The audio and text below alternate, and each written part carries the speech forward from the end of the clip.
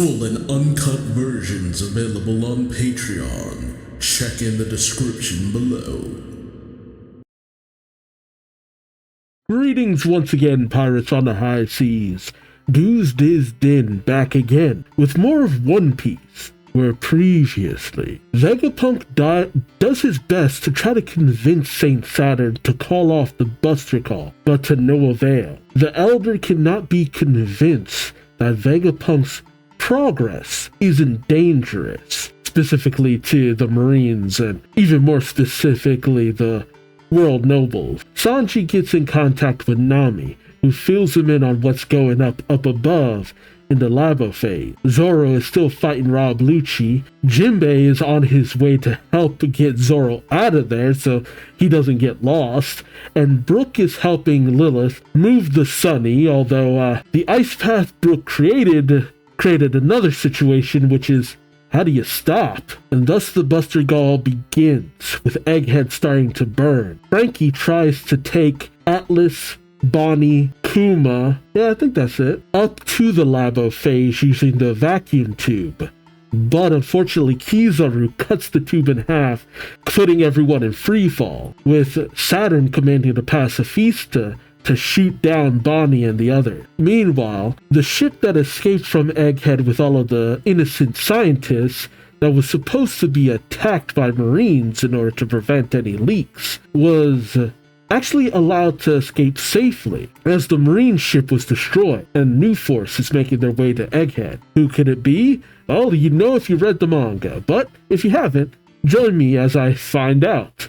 Won't you? An admired hero, the warrior of liberation who saves Bonney. And Egghead is so cool looking. Too bad it's about to burn. And those smoke visual effects. Going for the CGI smoke, I see. And y'all should know by now, guns don't work on him, right? Then again, the fact that they're just standing there in the middle of a Buster Call shows that they don't have too much sense. Try it, you guys are pushovers. I mean, he's not wrong. Insta-digestion. Oh, God. It honestly looks like it's about to come out the other end. He's about to devour me if I get close. How's that possible? I mean, look, he has a devil fruit. Anything's possible. Uh-oh. Yep, he's smiling. He's got that second wind. Yeah, he can't stay here. It's stupid that you guys were even staying here as long as you were in the first place. And you had every opportunity to at least slap some P-Prism handcuffs. Oh, now you bring them out. Oh, and now the ground has become elastic. That means it's time for Gear 5th. Oh man, look at all that hockey just coming out. Jesus. Oh god. That's a certain kind of terrifying every time I see it. You know, so many people comment on how goofy Luffy has become, but that Gear 5th smile kind of freaks me out sometimes. I think it's mostly the anime that makes it look the most menacing. Yeah, but his laugh is also infectious. Yeah, time to leave. Screw this, we out. Though, I do find myself wondering, with Luffy making everything so elastic, could he bounce back all the cannon fire? I mean, I know that he doesn't. It's a little too much even for him, but even still. Oh god. Yeah, that's right. Everyone's still in freefall. Oh, here comes with the backup plan. Oh, Atlas, wake yourself up. Oh, Kizaru, shoot him down. And they're taking a long time to charge. Time to tell Bonney something very specific. Yeah, Sanji, you're fast, but I don't think you're that fast. And that's a lot of them. Oh, Bonney, listen very carefully. Words we will not hear, but I've read the manga, so I know. Yep. It's a pretty big secret. Oh, CGI Kuma. Something that only you can do, Bonney. Don't shoot. Hands up, don't shoot. Help us get out of here. Yeah. Whose authority is even higher than the world nobles? And the fact that her voice even reached all the way down there. And they all turned. CGI Kuma again. See, you shouldn't be so much concerned with the why, but well, I mean, it'd be a little too late at that point to do anything. Jeez, that's so many ships getting destroyed. Yeah, your plan didn't go as planned. Vegapunk had one more thing up his sleeve.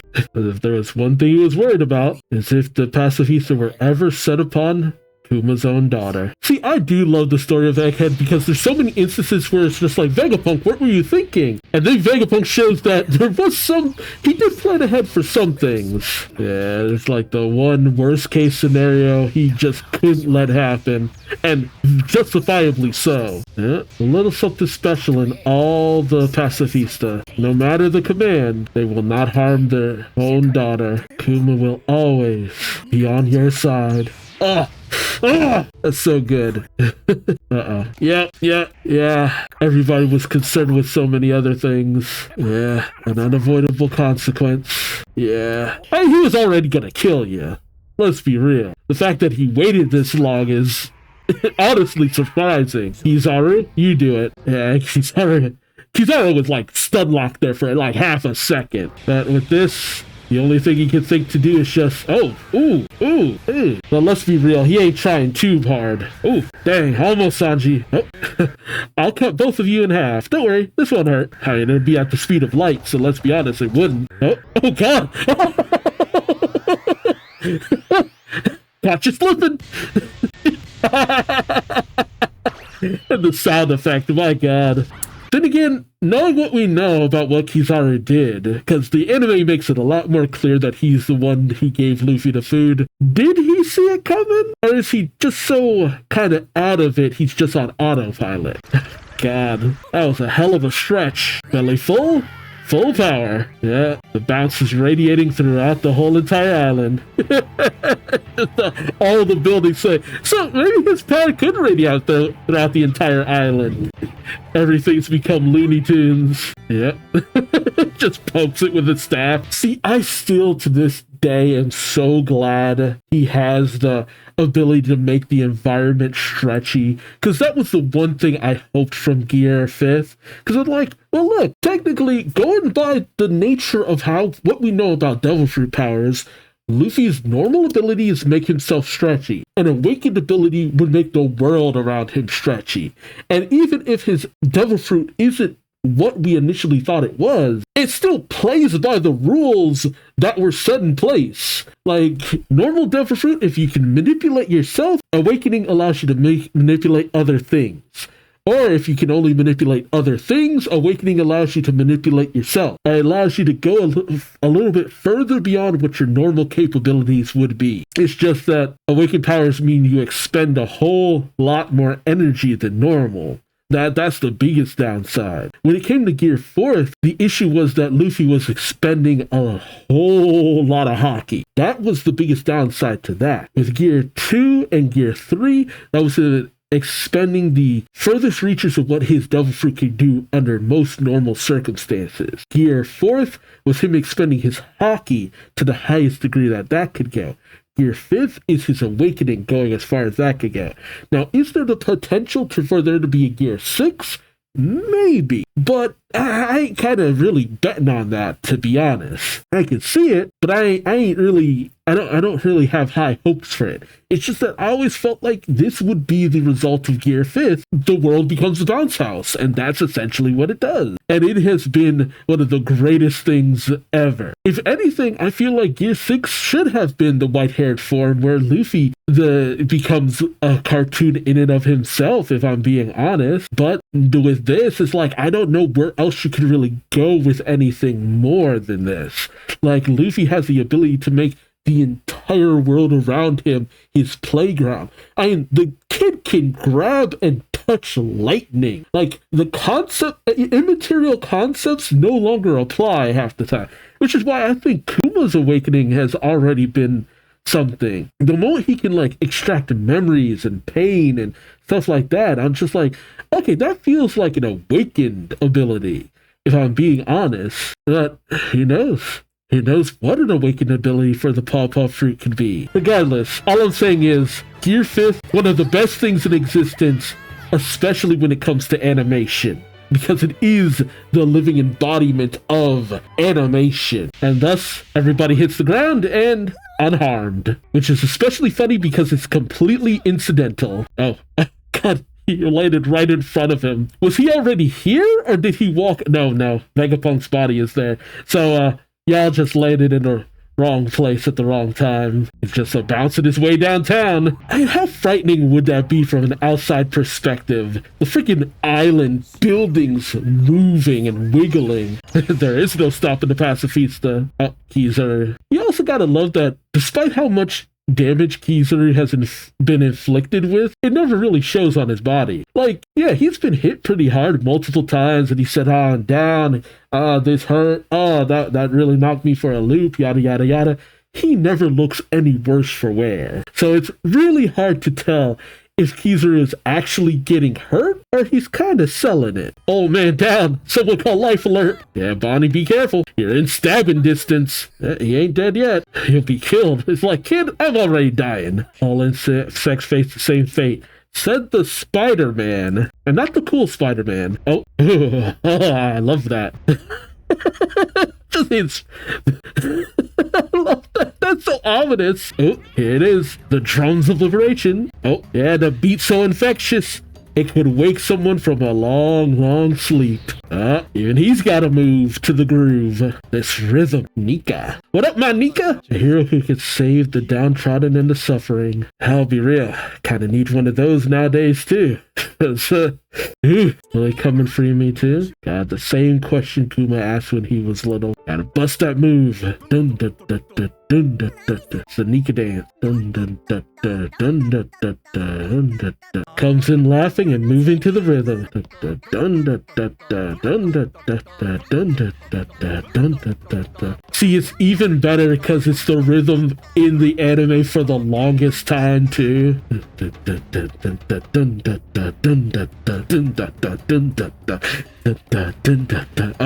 Laughing and moving to the rhythm. So even you didn't realize it, Bonney, but it really is something you gotta see for yourself. Luffy, Nika, the sun god. There it is. It's like that moment it all clicks. Why he did so much for Luffy. It was a guess. It was a gamble. And yet, it all paid off. A hero who could change the world. Why he chose to believe in Luffy. There was no way of really knowing, and yet he believed. The Buster Call is futile.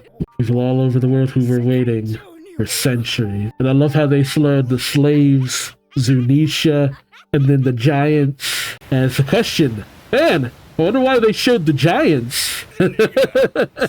Why indeed would they show the giants? Northeast coast of Egghead. Don't get too close. Any orders? Not yet. Captain, something's coming from the back. It's a ship. Not just any ship. It's a really, really, really big ship. Alert all ships. A humongous ship is approaching. Guard your butts. The message is exactly as stated. It's a humongous ship.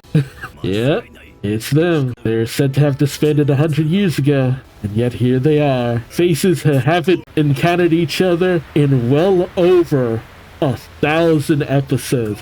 Honestly, I think about it. Okay, this episode is 1140, and the episode that Dorian Brogy appeared in, yeah, 71. Okay, so yeah, well over 1,000 episodes since these guys are in the show. Like, just insanity. And this premiered in 2025, August of 2025, and the episode they premiered in was 71 of 2001. That is hell of a jump. It's a hell of a jump. Yeah, do you really think your ships are gonna do anything to a ship that size? It's like thinking that a regular gun would harm a battleship. It ain't happening, buddy. It don't matter how many you got. They keep asking why. Everything in this world happens for a reason. Yeah, at this range, you'll start hitting each other. Here they come. The red ogre and the blue ogre. Brogy and Dory. Yeah, there's the laughs. Just a swinging. Be grateful they mostly went for your mask. Here for Straw Hat. Okay, I don't think it's for me to say, but are the voices for Dory and Brogy different? It's been a long time since they've solidly been in the series. Okay, yeah, the voices are different. Yeah, the voices are different. Okay, it's just like hearing Dory's voice in particular, I'm just like, the laugh isn't the same. What about Brogy? Nope, same voice for Brogy though. Okay. See, Brogy didn't throw me off as much as Dory. That was the thing. I'm like, something don't sound quite right with Dory's laugh.